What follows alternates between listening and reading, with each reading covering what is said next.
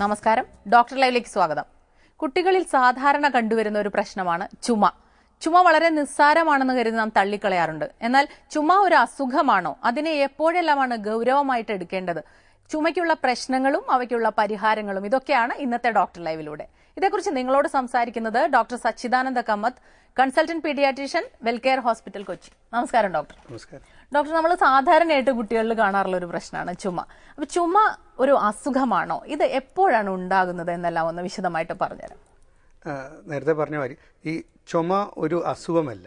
അതേസമയം ചുമ വരുന്നത് എന്തുകൊണ്ടാന്ന് പറഞ്ഞാൽ ഈ ശ്വാസനാളികൾക്ക് എന്തെങ്കിലും തടഞ്ഞു കഴിഞ്ഞാൽ ശ്വാസനാളികളിൽ ഡീപ്പായിട്ട് അകത്തേക്ക് ശ്വാസം എടുത്തിട്ട് അത് പുറത്തേക്ക് തള്ളിക്കളയാനുള്ള ഒരു പ്രൊട്ടക്റ്റീവ് മെക്കാനിസമാണ് ഈ ചുമ. അപ്പോൾ ചുമ ശരിക്കും പറഞ്ഞാൽ നമ്മളെ സംബന്ധിച്ചിടത്തോളം അത് ആവശ്യമാണ്.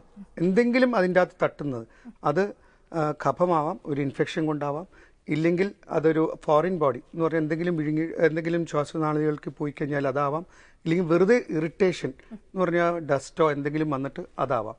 അപ്പോൾ അതൊരു അസുഖമല്ല ചുമ എപ്പോഴും വരുന്നത് എന്തെങ്കിലും അതൊരു വേറൊരു അസുഖത്തിൻ്റെ ഒരു ലക്ഷണമായിട്ടാണ് അത് വരുന്നത് ചുമ.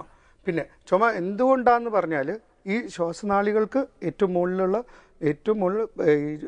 തൊണ്ടയിൽ വരുന്ന ഇൻഫെക്ഷൻ മുതൽ താഴത്തേക്ക് ന്യൂമോണിയ വരെ വരുന്ന ഇൻഫെക്ഷൻ പാർട്ട്, അല്ലെങ്കിൽ വരുന്നത് നമ്മുടെ ജന്മനാൽ വരുന്ന അവിടെ വരുന്ന പ്രസ്സിങ്, വേറെ എന്തെങ്കിലും ജന്മനാൽ വരുന്ന പ്രശ്നങ്ങൾ അതുകൊണ്ട് വരാം. മൂന്നാമത് വരുന്നത് അവിടേക്ക് വരുന്ന ഈ മറ്റേ ഇറിറ്റൻസ് എന്ന് പറഞ്ഞാൽ എൻവയറമെൻറ്റ് കൊണ്ടോ ഡസ്റ്റോ വേറെ എന്തെങ്കിലും അലർജി കൊണ്ടോ ആസ്മ ഇങ്ങനത്തെ ഇതൊക്കെ വരുന്നത് അങ്ങനെ വരുമ്പോഴും ചുമ വരാം. നാലാമതായിട്ട് വരുന്നതാണ് നമ്മുടെ ഈ ഫോറിൻ ബോഡി. ചെറിയ കുട്ടികൾ പെട്ടെന്ന് എന്തെങ്കിലും കളിച്ചുകൊണ്ടിരിക്കുന്ന സമയത്ത് ചോക്കിങ്, അല്ലെങ്കിൽ അകത്തേക്ക് പോകുമ്പോൾ ശ്വാസനാളിലേക്ക് പോകുമ്പോൾ പെട്ടെന്ന് വരുന്ന ചുമ. ഇതിലത്തെ ഏതെങ്കിലും ആവാം ഈ ചുമ അതിൻ്റെ കാരണങ്ങളായിട്ട് വരാം. അപ്പോൾ ഇൻഫെക്ഷനായിട്ടാവാം. ഇൻഫെക്ഷൻ്റെ അകത്ത് തന്നെ നമുക്ക് മുകളിൽ നിന്ന് എടുത്തു കഴിഞ്ഞാൽ താഴത്തേക്ക് ശ്വാസനാളികളിലേക്ക് വരുന്ന ട്രേക്കൈറ്റിസ് ആവാം, ലാരിഞ്ചോ ട്രേക്കിയോ ബ്രോങ്കൈറ്റിസ് ആവാം, അല്ലെങ്കിൽ താഴത്തേക്ക് പോകുമ്പോൾ ബ്രോങ്കിയോലൈറ്റിസ് ആവാം, ഇല്ലെങ്കിൽ നമ്മുടെ ന്യൂമോണിയ ആവാം. ഇതൊക്കെ ലക്ഷണമായിട്ട് ചുമയായിട്ടാണ് പലപ്പോഴും നമ്മളതൊരു ലക്ഷണമായിട്ട് കരുതാറില്ല, രോഗാവസ്ഥയായിട്ടാണ് കരുതാറ് അല്ലേ. പിന്നെ ഡോക്ടർ, ചില കുട്ടികൾ പലപ്പോഴും തുടർച്ചയായിട്ട് രാത്രിയാവുമ്പോൾ കിടന്നുറങ്ങാൻ സമയത്ത് പിന്നെ രാത്രി ഇങ്ങനെ ഉറക്കത്തിനിടയിലൊക്കെ ചുമച്ചുകൊണ്ടിരിക്കുന്ന കാണാറുണ്ട്. ഇത് എന്തുകൊണ്ടായിരിക്കും ഇത്തരം ചുമ? ഈ ചുമ എന്ന് പറയുമ്പോൾ നമുക്ക് പല കാരണങ്ങൾ കൊണ്ട് വരാമെന്നുള്ളത് എന്തുകൊണ്ടാന്ന് പറഞ്ഞാൽ, ഇപ്പം നമ്മൾ ജനിക്കുമ്പോൾ മുതൽ എടുത്തു കഴിഞ്ഞാൽ ഈ ജനിച്ച സമയം മുതൽ കുറേ നാളത്തേക്ക് വരുന്നുണ്ടെങ്കിൽ അതിൻ്റെ കാരണം സാധാരണഗതിയിൽ ജന്മനാലുള്ള എന്തെങ്കിലും കാരണങ്ങൾ കൊണ്ടാവാം ചുമ വരുന്നത്. അതേസമയം ഈ പനിയും ജലദോഷവും ചുമയായിട്ടാണ് വരുന്നത്. എന്നിട്ട് അതിൻ്റെ അകത്തുനിന്ന് ചുമച്ചിട്ട് ഛർദ്ദിക്കുമ്പോഴോ ചുമച്ചിട്ട് എടുക്കുന്ന ആ കഫം ഒരു മഞ്ഞ കളറോ ഇല്ലെങ്കിൽ മറ്റേ പച്ച കളറോ എന്തെങ്കിലും വന്നു കഴിഞ്ഞാൽ അത് ഇൻഫെക്ഷനായിട്ടാവാം. അല്ല, നമുക്ക് ചുമ മാത്രമേ ഉള്ളൂ, വൈകുന്നേരം മാത്രമേ ഉള്ളൂ, രാത്രികളിൽ മാത്രമേ ചുമയ്ക്കുന്നുള്ളൂ, അങ്ങനെയുണ്ടെങ്കിൽ സാധാരണഗതിയിൽ അത് വരുന്നത് ആസ്മയുടെ ആദ്യത്തെ ലക്ഷണങ്ങളിൽ പെടുന്നതാണ്. ഈ രാത്രി കാലയളവിൽ മാത്രമായിട്ട് ചുമക്കുന്നത് സാധാരണ. അപ്പൊ ഇത്തരം അസുഖങ്ങൾക്ക് ഇപ്പം ആസ്മയുടെ ഒരു ലക്ഷണമായിട്ട് വരുമ്പോൾ അതിന് ട്രീറ്റ്മെന്റ്സ് എങ്ങനെയാണ്? ട്രീറ്റ്മെന്റ് ഉണ്ട്. അപ്പോൾ എപ്പോഴും മനസ്സിലാക്കേണ്ടത് ചുമ ആദ്യത്തെ 1-2 ദിവസത്തേക്കോ എന്തെങ്കിലും ഇറിറ്റേഷനായിട്ട് വരുന്ന ചുമയോ അല്ലെങ്കിൽ ചെറുതായിട്ട് വരുന്ന ജലദോഷം കൊണ്ടുവരുന്ന ചുമയ്ക്കോ നമ്മൾ സാധാരണഗതിയിൽ ആ ഒരു ദിവസമോ 2 ദിവസത്തിനോ മാറും. ഈ ചുമ തുടർച്ചയായിട്ട് നിൽക്കണ്ടെങ്കിലോ അല്ലെങ്കിൽ ചുമ രാത്രി കാലയളവിൽ മാത്രം കുറേ ദിവസങ്ങളായിട്ട് നീണ്ടു നിൽക്കണ്ടെങ്കിൽ നമ്മൾ ഡോക്ടറെ സമീപിച്ചു കഴിഞ്ഞാൽ ഡോക്ടർ ഡെഫിനറ്റ്ലി അതെന്തുകൊണ്ടാണെന്നുള്ളത് നോക്കി മനസ്സിലാക്കി ഇതേമാതിരി ഹിസ്റ്ററി എടുത്തതിന് ശേഷം അത് ആസ്മയുടെ തുടക്കമാണോ അതിൻ്റെ ഒരു ട്രീറ്റ്മെൻറ്റ് കൊടുത്തിട്ട് അത് റെസ്പോണ്ട് ചെയ്യണ്ടെങ്കിൽ അതിൻ്റെ അനുസരിച്ച് ചികിത്സയിലോട്ട് മാറ്റം വരുത്തും. ഡോക്ടർ, ചില കുട്ടികളിൽ കാണാം കാലങ്ങളായിട്ട് ഇപ്പോൾ 2-3 മാസമൊക്കെ നീണ്ടു നിൽക്കുന്ന ചുമ. അത് ഏത് തരത്തിലുള്ള ചുമയായിരിക്കും? ഏത് തന്നെയാണെങ്കിലും ചുമ എപ്പോഴും 3 ആഴ്ച കഴിഞ്ഞിട്ടുള്ളതിന് നമ്മൾ സാധാരണ പറയുന്നത് ക്രോണിക് കോഫ് എന്നാണ്. 3 ആഴ്ച നീണ്ടു നിന്ന് കഴിഞ്ഞാൽ ചുമ ക്രോണിക് കോഫ് ആവും. അത് എന്തുകൊണ്ടാന്ന് പറഞ്ഞാൽ, ഒന്ന് നമുക്ക് ക്രോണിക് ഇൻഫെക്ഷൻസ് കൊണ്ടാവാം, ഇല്ലെങ്കിൽ നമ്മുടെ മെയിൻലി ഇപ്പോഴത്തെ നമ്മുടെ കാലാവസ്ഥയും മറ്റുള്ള കാരണങ്ങളും കൊണ്ട് എൻവയറമെന്റൽ ഫാക്ടർ കൊണ്ടും മറ്റുള്ള കൊണ്ടും മിക്കവാറും എല്ലാം ആസ്മയാവാനാണ് സാധ്യത. ഈ പർട്ടിക്കുലർ ചുമ അതിൻ്റെ കൂട്ടത്തിൽ നമുക്കൊരു ശ്വാസം മുട്ടലോ ഈ ചുമയുടെ കൂട്ടത്തിൽ ഒരു ശ്വാസം മുട്ടലായിട്ട് ബാക്കിയുള്ള സമയങ്ങളിലോ അത് വന്നു കഴിഞ്ഞാൽ അതിൻ്റെ അർത്ഥം മിക്കവാറും അത് ആസ്മയായിട്ടാണ് വരുന്നത്. ആസ്മയാണെങ്കിൽ അതിൻ്റെ ചികിത്സ പല രീതിയിലാണ്. അപ്പോൾ അതിൻ്റെ അകത്ത് വരുമ്പോൾ ആസ്മയുടെ ചികിത്സ തന്നെ വേറെയാണ്. ഇപ്പോൾ പുതിയ ഇതനുസരിച്ച് നമ്മൾ ആദ്യം തന്നെ ആസ്മ വരാനുള്ള കാരണം എന്താണെന്നുള്ളത് കണ്ടുപിടിക്കണം. പാരമ്പര്യമായിട്ട് വരാം.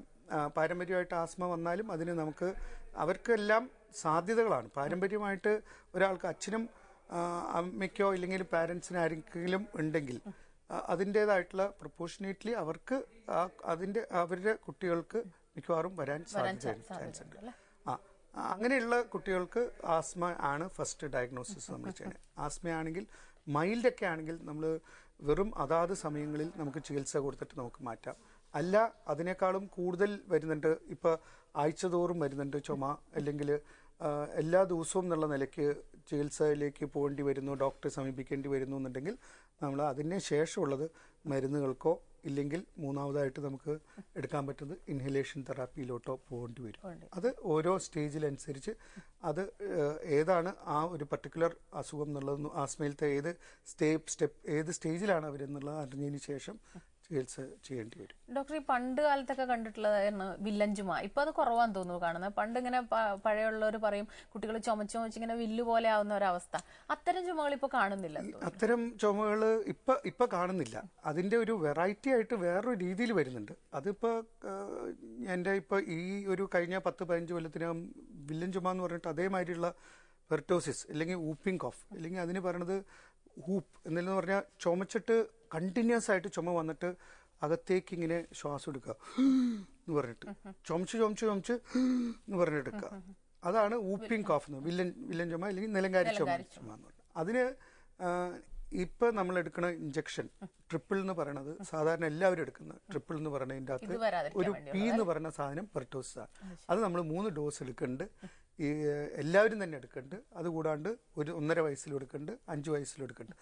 അതുകൊണ്ട് ഇപ്പം അത് കാണപ്പെടുന്നത് കുറവാണ്. എന്നാൽ പോലും ചില സാഹചര്യങ്ങളിൽ അതിൻ്റെ മാതിരിയുള്ള വേരിയൻ്റ് ആയിട്ടുള്ള വേറൊരു രീതിയിൽ വരുന്നുണ്ട്. ഡോക്ടർ, നമുക്കൊരു കോളിന് ശേഷം തിരികെ വരാം. Hello hello hello, doctor live ആണ്, സംസാരിച്ചോളൂ. ഡോക്ടർ, എന്റെ മൂത്ത മോൾക്ക് വേണ്ടിയാണ്. മോള് വന്നിട്ട് നൈറ്റ് നമ്മൾ കിടക്കണ സമയത്ത് ഉറങ്ങി കഴിഞ്ഞിട്ട് ചില സമയത്ത് ഒരു കൂർക്കം വലിക്കുന്നല്ലേ, അപ്പൊ നമ്മള് ചെവി വെച്ച് നോക്കുമ്പോ ഭയങ്കര ബ്രീതിങ് ആയിട്ട് തോന്നുന്നു, ബട്ട് കാണിക്കുന്നില്ല. അപ്പൊ അതിന് എന്തിന്റെ അറിയാൻ വേണ്ടി. ഈ കൂർക്കം വലി എത്ര വയസ്സായി? ഇപ്പൊ 10 വയസ്സ്. 10 വയസ്സിൽ കൂർക്കം വലി സാധാരണഗതിയിൽ വരുന്നത് ഈ അഡിനോയിഡ്സോ അല്ലെങ്കിൽ അതിൻ്റെ അകത്ത് തൊണ്ടയിൽ വരുന്ന ആ ടോൺസിൽ അഡിനോയിഡ്സ് ഒക്കെ വരുന്ന അസുഖങ്ങൾ കൊണ്ട് വരുന്നതാണ് കൂർക്കം വലി സാധാരണ വരുന്നത്. അത് ഒന്നാമത്തെ അത് കൂർക്കം വലിയോടുകൂടെ രാത്രിയിലാണ് ഉറങ്ങണമെന്നുണ്ടെങ്കിൽ നമ്മൾ ശരിക്കും പറഞ്ഞാൽ ഒരു ENT-നെ കാണിച്ചിട്ട് അങ്ങനത്തെ എന്തെങ്കിലും പ്രോബ്ലം ഉണ്ടെങ്കിൽ നോക്കി അതിൻ്റേതായിട്ടുള്ള ചികിത്സിക്കണം. പിന്നെ രണ്ടാമത്തെ കൊച്ചിൻ്റെ വെയിറ്റും കൂടെ നോക്കിയിട്ട് ഇപ്പം എത്രയുണ്ട് വെയിറ്റ്? വളരെ കുറവാണ്. വെയിറ്റ് അറൗണ്ട് ഒരു 13-14 എങ്ങാണ്ടുള്ളൂ. എത്രാമത്തെ വയസ്സിൽ? 10 വയസ്സിൽ 13 കിലോ അല്ല, പോരാ. 13 15 കിലോ കണ്ടാണെന്ന് തോന്നുന്നു. 15 പോരാ, 15 കൂടുതലുണ്ടാവും.